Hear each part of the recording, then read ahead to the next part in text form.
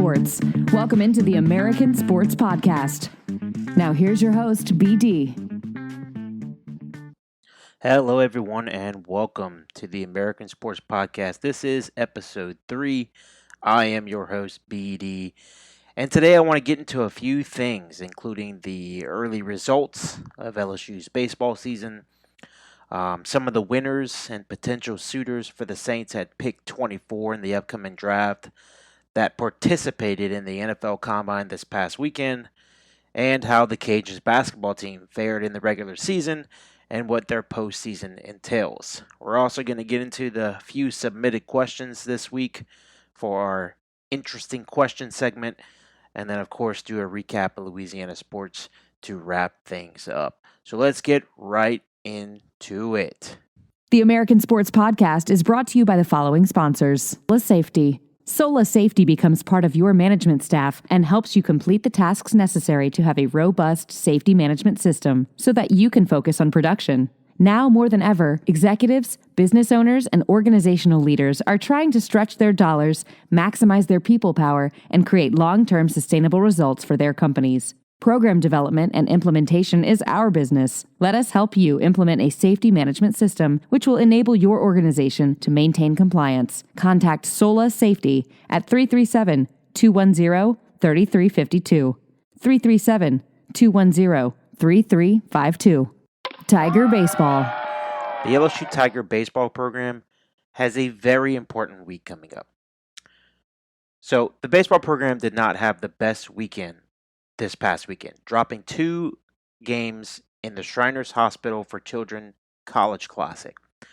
They began their weekend with a 4-3 victory over the Texas Longhorns, but then dropped a 6-4 game to Baylor on Saturday, and then a 1-0 game against a strong performance by number 15 ranked Oklahoma's Dan Acker as he no-hit the Tigers.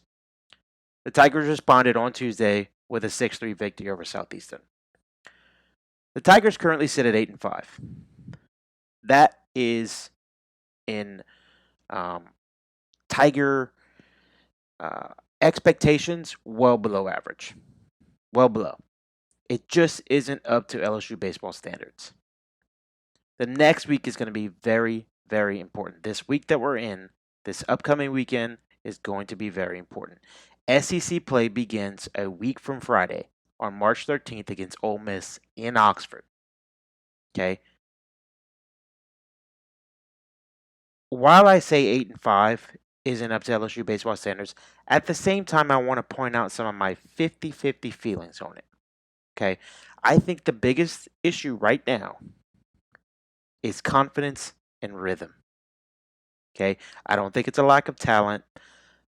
I don't think it's poor coaching.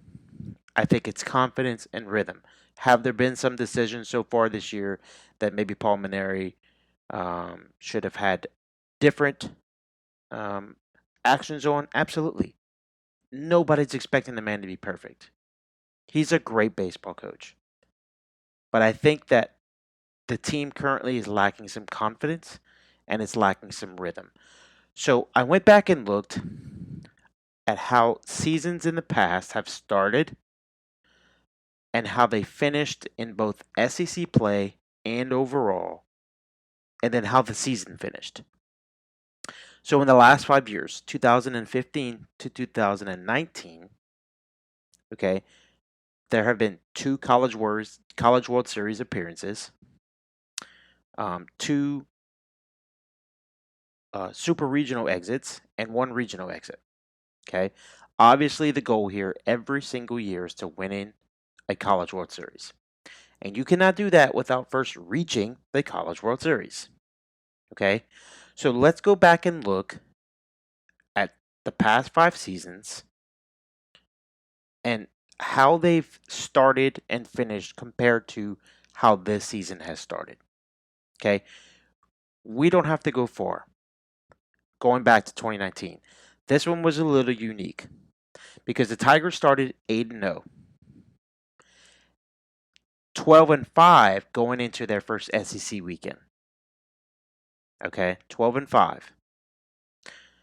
They finished 17-13 in the SEC and 40-26 overall. and then lost in the Super Regionals. 7-13 in the SEC. Let's remember that.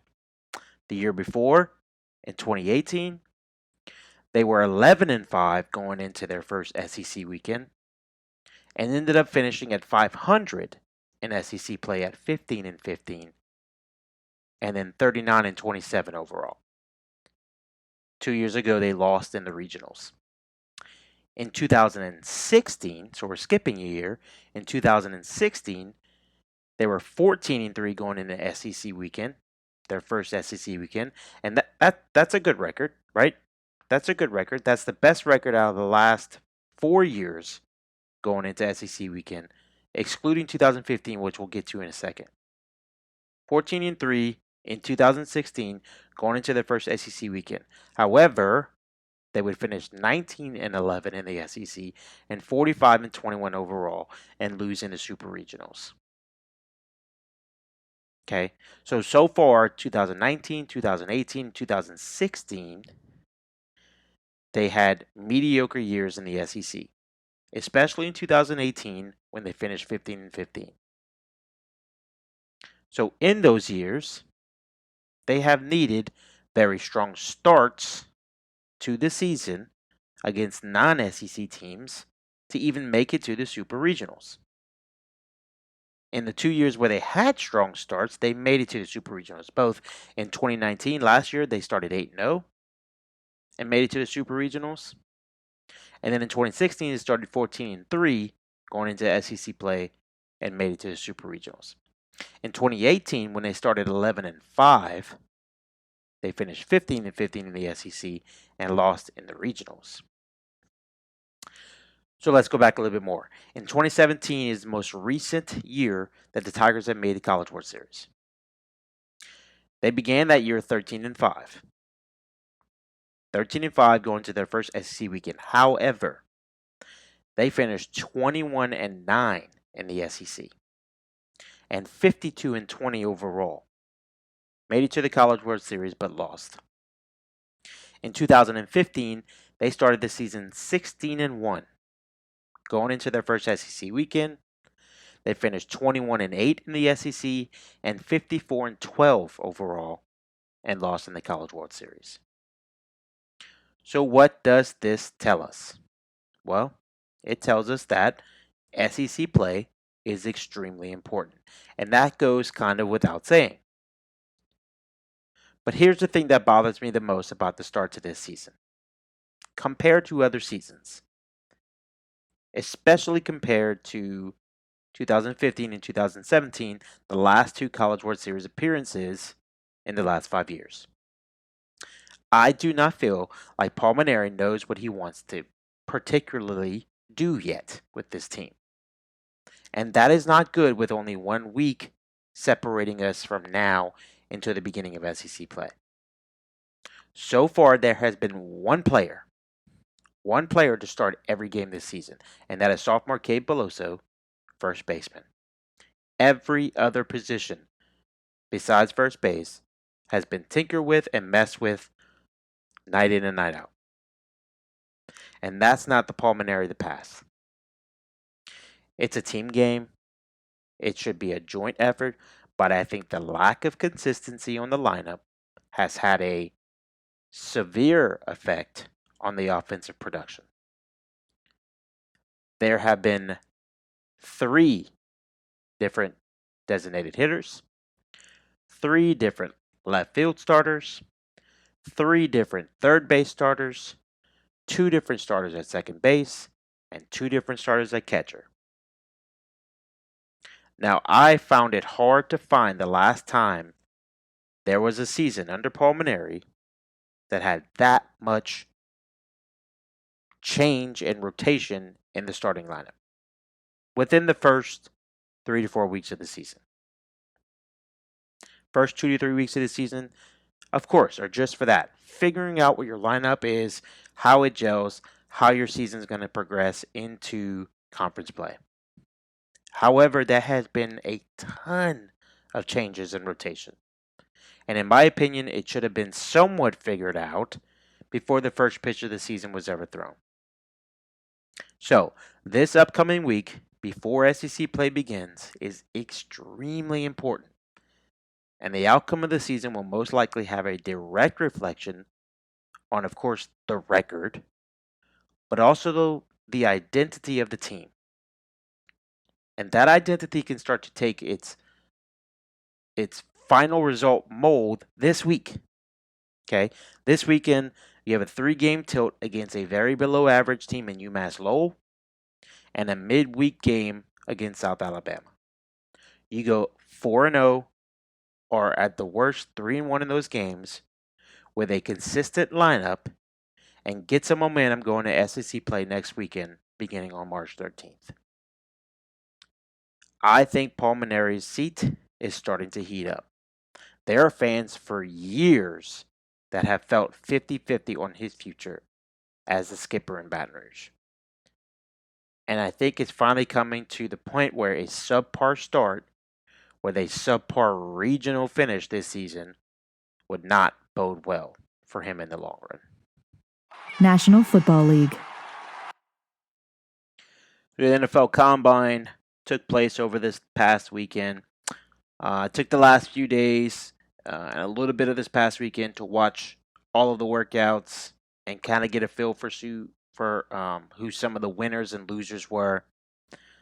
So I decided that this week we'd take a look at some of the winners from positions that I believe the Saints need to focus on this offseason.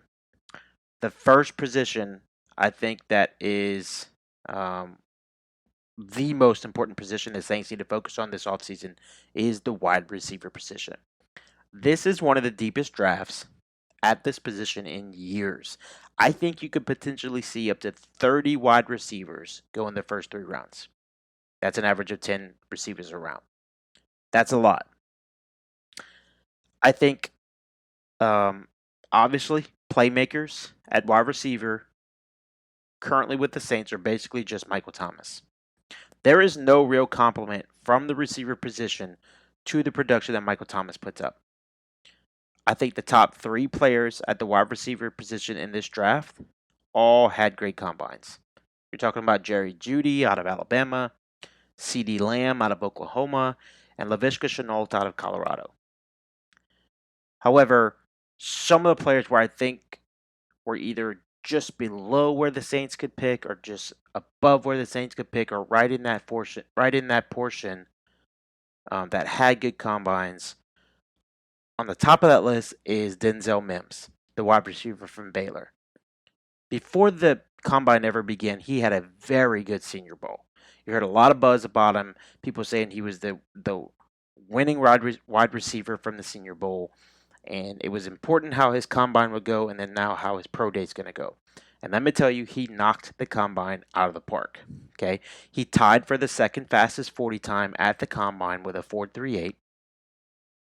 He had the fastest 3-cone drill by far. Okay, 6.66 seconds. The next best was 6.9. And the 3-cone drill translates to explosion off the line and a great ability to change direction. You watch film of him and you see the biggest thing about him is his length. Okay, he's got these huge strides which allow him to easily gain cushion on a defender and get open. He's been mentioned to be borderline high to mid-second round, but I think he earned himself a late first-round grade just from his combine work. Currently, personally, in my opinion, he sits as the top prospect I'm hoping the Saints are considering for pick number 24 in the first round. I would love to see Denzel Mims in the black and gold. Okay. The next wide receiver that I think helped himself this weekend is Donovan Peoples-Jones, the wide receiver from Michigan. He's 6'2" and posted a 44.5-inch vertical this past weekend, which was kind of a surprise. Okay. But that is very, very good for a 6'2" wide receiver that was not expected to do so. He had a 139-inch broad jump, which was tied for the longest amongst receivers this weekend. So the long jump also translates to explosion, but most importantly, it translates to balance and control, because it's about how far you can jump from a standing position with no momentum, but it's also about how you land. And can you control your body and keep your balance? Can you go up to get a ball on a goal line fade, tap both feet in bounds with great control and great balance? Donovan Peoples-Jones showed great control and great balance in the broad jump this past weekend. And then, of course, the most popular receiver everyone's talking about right now in the state of Louisiana. We had a question about it last week on the interesting question segment. I think Justin Jefferson helped himself a lot this past weekend. So last week's episode, the interesting question segment was, could the Saints get Justin Jefferson at pick 24? At the time, I did not think that Justin Jefferson was a first-round wide receiver. I said so last week on the tape. You just do not see the speed and the burst to get separation. He is a good wide receiver. He has very good hands, but everything else, besides his speed, was above average. His biggest downfall was his speed. And going into this weekend, he was expected to run in the 4.5, 4.6, which is average at best for a receiver. He ran a 4.430. A 4.4340. Okay, 4.43. He was average in the vertical at 37.5 inches. He was average in the broad jump at 126 inches. But I think his 40 time at 4.43 really, really helped him. I think he catapulted him into the first round. And I think he could be there at 24 when the Saints pick. I just don't see it happening because I think there are too many other good wide receivers ahead of him. And I don't think that as many will go in the first round before the Saints pick. It's going to push some better talent to the Saints if they decide to go with a wide receiver at 24. I don't see Justin Jefferson being selected over some of these other guys, but I do think he will be available at that pick. There are just some better options available at that time. I think also that while I believe he catapulted himself into the first round talk this past weekend with his combine performance because of the deep class at wide receiver, deep class at offensive line, some of the quarterbacks that are going to be taken, some of the edge rushers that are going to be taken. I think all that talent could push him into the second round. But I think he's worthy now after this weekend of a first round pick. So a couple other position groups I kind of want to talk about. I think the second most important position group the Saints need to focus in on this offseason was defensive back. Obviously, this past season, they went out and got Janoris Jenkins off of waivers from the Giants for a reason. Eli Apple is a serviceable cornerback, but oftentimes he's lost in coverage, and his biggest issue this past year was inconsistency. He played well for 5 games, and then for the next 3 games, he looked like the Jason David of the world. Patrick Robinson's getting older. PJ Williams is good in the slot when he's not holding on to receivers. But the Saints need someone to put opposite of Marshawn Lattimore to shore up the secondary. In my opinion, the best course of action right now is to move on from Eli Apple and keep Janoris Jenkins. Janoris Jenkins played better than Apple when he finally got acclimated to the Saints defense. The problem with that scenario, though, is that Jenkins is approaching 31 years of age, and he's in the last year of a deal that is set to count $11.25 million against the Saints salary cap. So this will either require a restructure, a pay deduction, or a new deal that is both favorable for a long-term commitment for both the Saints and Jenkins. Jenkins has gone on record this offseason to say he wants to stay in New Orleans, but also he understands it's a business. So, with one of those 3 done, a restructure, a deduction, or a new deal, with one of those done, the Saints can focus on defensive backs in the draft.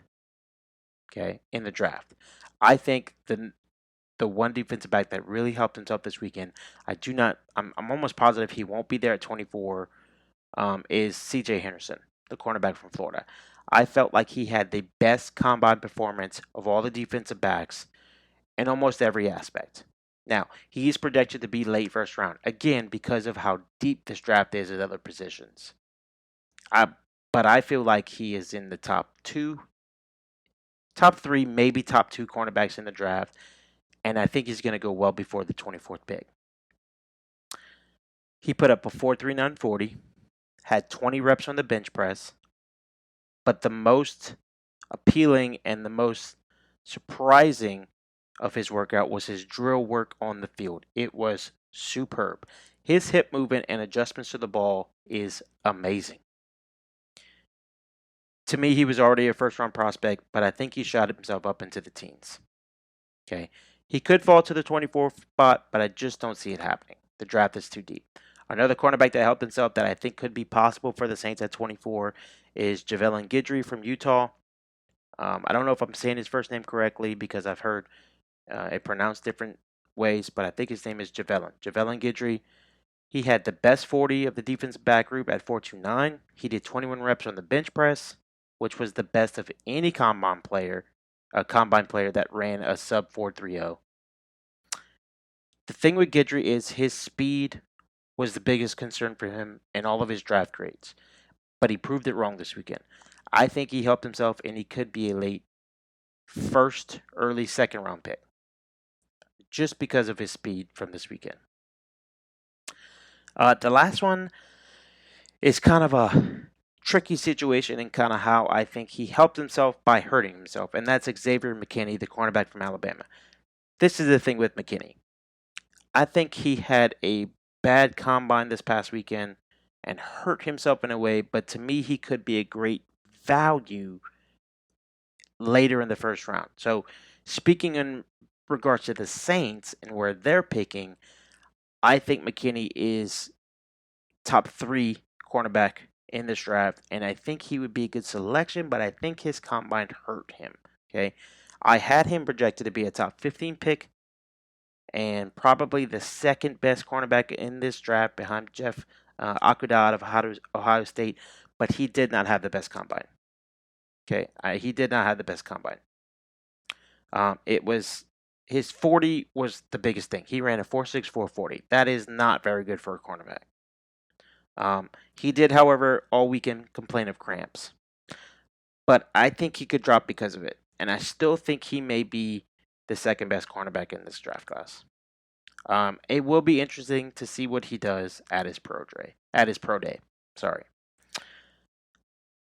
And then, of course, the big flashy position that everybody always wants to talk about, that I think this is the first year it's impacted the Saints as much as any year since Drew Brees has been here, is the quarterback class. Teddy Bridgewater will be gone. Drew Brees is coming back for one more year. And the usage of Taysom Hill is different when he's the number 2 guy.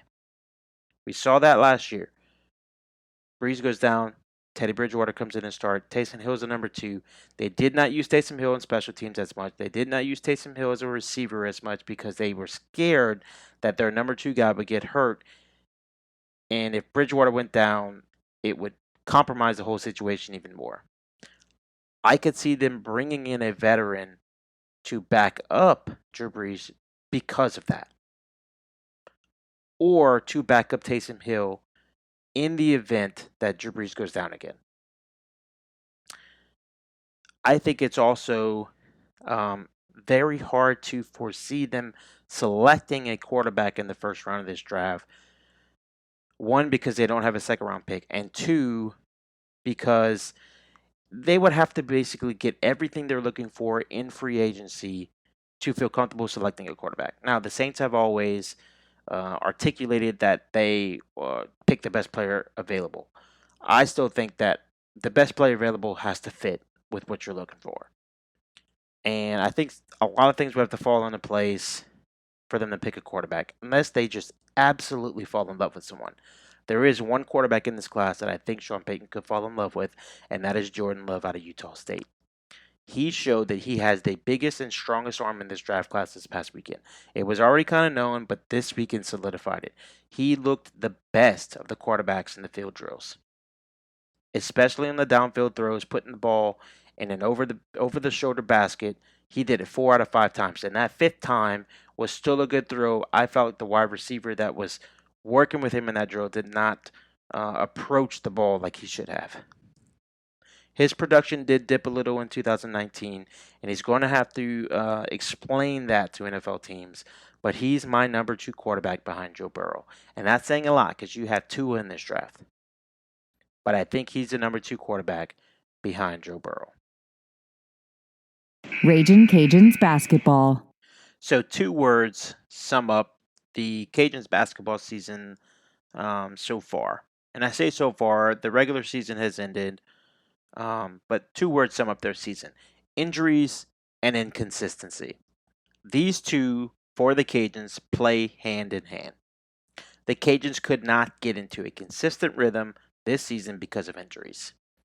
It's hard to build that team chemistry. It's hard to build camaraderie without consistent lineups. The next man up mentality does come into play for almost every sport, every team in any sport. But the problem is with that is that the injury total has been such an issue. The next man up in most cases for the Cajuns has also gotten injured and missed time.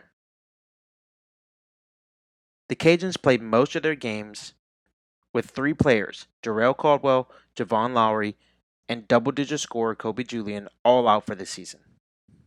Sophomore Trajan Wesley missed significant time with a concussion. Senior guard PJ Hardy missed just over a month this season with a sprained ankle. And these were just some of the notable injuries of the season.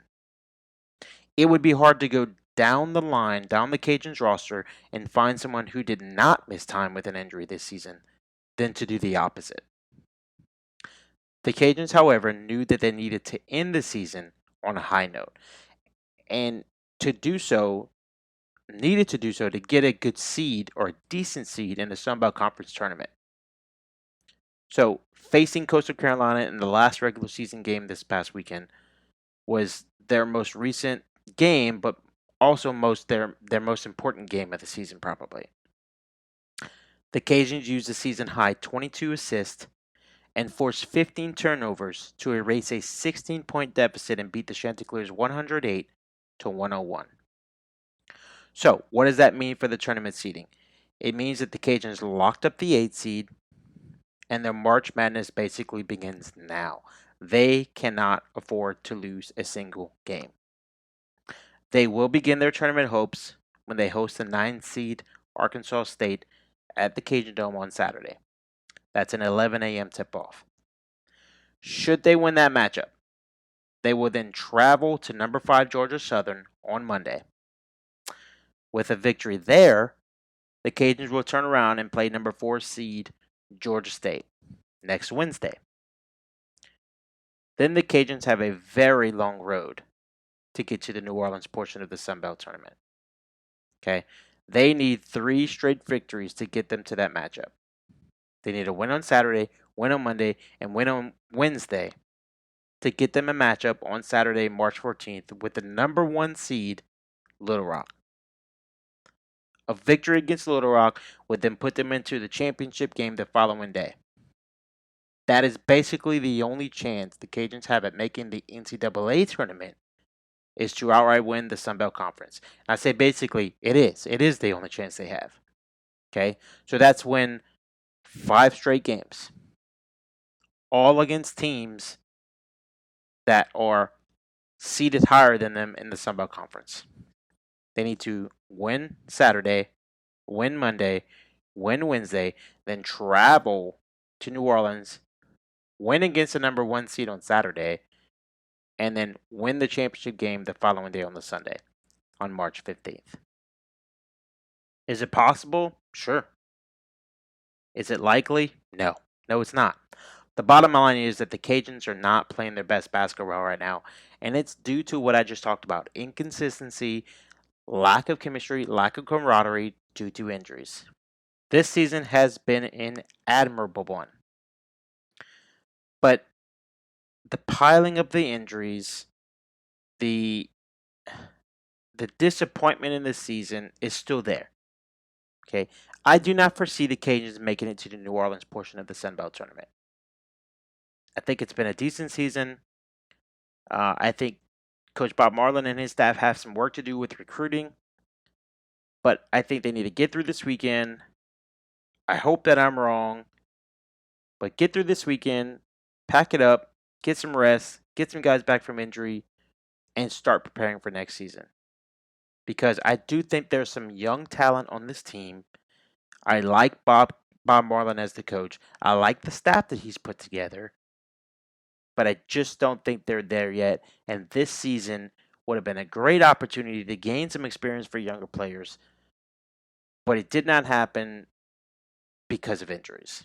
Interesting question. So this is the interesting question segment coming up, but first, let's pay the bills. Interesting question is brought to you by the following sponsors. Interesting question is brought to you by Maintenance King. Maintenance King is the premier provider of maintenance services like lawn maintenance, debris cleanup, pressure washing services, and on-site mobile detailing in the Acadiana area. With prices that are hard to beat and high-quality services, Maintenance King can help keep your assets like your home, your business, or your vehicle in top shape. Call Maintenance King today to get your free quote, 337-224-8421, 337-224-8421, or contact them on Facebook, search Maintenance King, or at maintenanceking.org. So, first question we received this week, what is the likelihood that Tom Brady leaves New England and ends up in San Francisco? Interesting question. I think it's very likely. I really do. There was a rumor that came out on Tuesday of this week stating that Brady and Belichick had a phone conversation and that the outcome of that conversation and the conversation as a whole did not go very well. That's the extent of that report and the details of it. But most of the time, rumors are floated around by the personnel teams of the players, and the clubs also float around rumors themselves to try to manipulate the situation in their favor. But I always say where there is smoke, there's a little bit of fire. I do think currently there's a higher chance Brady returns to New England than leaves New England. But I do think if he does leave, I could see San Francisco as a top team on his list, and also Brady being the top free agent on San Francisco's list. That would mean replacing Jimmy Garoppolo, who to me is a good quarterback, but he's not a great quarterback. He just definitely is no Tom Brady. There are only few quarterbacks in the league right now, performance-wise, situation-wise, that I would say the team would pass on replacing them with Brady. And San Francisco is not one of those teams. I could see a trade scenario sending picks, maybe some players to San Francisco from New England for Jimmy Garoppolo, and he goes back to New England to be their future guy. And then I could see San Francisco signing Brady to play in San Francisco for maybe the next 2 or 3 years. We will discuss some free agency stuff on next week's episode as NFL free agency is coming up. That discussion will include Brady and some more of the more premier free agents that are going to be on the move this offseason. The next question that we got was, who is your surprise team going into the Major League Baseball 2020 season? Interesting question. I think it's the Chicago White Sox. I think the Indians did very little to improve their roster in that division, specifically their bullpen this winter. I think the Twins still have the advantage in that division, but the White Sox vastly improved this offseason. They added Edwin Encarnacion, they added Dallas Keuchel, Yasmani Grandal, Steve Cishek, and also re-added Jose Abreu. They already had a pretty full roster of young talent. That young talent should continue to get better. You add some veterans in there. I could see the White Sox pushing 90 wins. I really could. I think they're the surprise team going into the season. We'll see how they fare out. But that baseball season is coming up soon, and we're going to be discussing both the Atlanta Braves and the Houston Astros previews of the season very soon once we get closer to the opening of baseball. The last question that we received was, I have the number one pick in my Major League Baseball fantasy draft. Who should I pick? Interesting question. I think it's Mike Trout. Hands down, Mike Trout. He's been in the top 10 list for positional players the last 7 years. He's been an all-star every year since 2012, and he came into the leagues in 2011. So since 2012, he's finished under 300 batting average only twice. He hit 287 in 2014, and then in 2015 he finished at a 299. He hasn't hit under 25 home runs since 2011, his rookie season, and he's stolen double-digit bases every year since his rookie season. So don't even hesitate. It's definitely Mike Trout. Louisiana Sports Recap. Pelicans forward Zion Williamson had a great February. His first full month in the league, Williamson averaged 25.7 points per game, 56% field goal success, 6.2 rebounds a game, 2.6 assists, and 1 steal in 9 games in the month of February. These numbers earned him February Rookie of the Month for the NBA. In the month, he was the 11th player in the league for scoring and held the highest scoring percentage of those 11 players. Williamson currently holds an 11 consecutive streak of 20 points or more, the most in league history for a teenager. Pelicans began this past weekend with a nice victory over the Cavaliers, a 116-104 victory at home, but then dropped their next 2 contests. On Sunday, LeBron James and the LA Lakers came to New Orleans, handling the Pelicans a 122-114 loss in a game where the Pelicans played well but couldn't finish. The Pelicans returned to the floor on Tuesday in a lazy and poor effort against the Timberwolves, losing 139-134 in a game that will definitely hurt their playoff chances. Pelicans returned to game action on Friday at home versus the Miami Heat. They currently sit at 12 in the playoff standings, 4.5 games behind the 8th-seeded Memphis Grizzlies. The Raging Cajuns baseball program took a step in the right direction this past weekend, coming close to taking a 3-game sweep of Sam Houston. The Cajuns fell 5-4 in an 11-inning game on Friday evening, but bounced back with victories of 1-0 and 7-5 on Saturday and Sunday, respectively. The Cajuns then beat up on the Rice Owls on Tuesday 11-2 in Houston, riding a 3-game winning streak and a 5-8 overall record. The Cajuns will travel to Pensacola, Florida this weekend to participate in the Diamond Invitational, with games versus Sanford on Friday, Michigan State on Saturday, and Troy on Sunday. The Raging Cajun softball program picked up 2 quality victories in a 3-game set against number 6 ranked Florida Gators this past weekend. Like the Cajuns baseball program, the Lady Cajuns dropped their Friday tilt 6-0, but responded with back-to-back victories of 7-5 on Saturday and 7-6 on Sunday.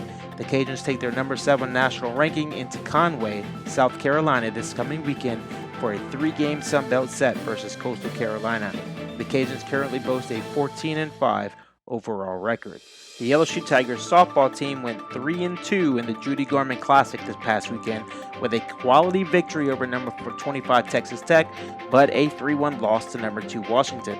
The Lady Tigers and their 16-3 overall record host a round-robin tournament this weekend in Baton Rouge versus both Campbell and Illinois State. In local high school sports, St. Thomas More assistant football coach Brock Prejean has accepted the head coaching position for the Vermilion Catholic football program. After more than a decade on the sidelines for the Cougars, Prejean returns to his alma mater to head up the football program, where he won a 1A state title as a player in 2003. That's your Louisiana Sports Recap for this week. That's to the end of the American Sports Podcast episode for this week.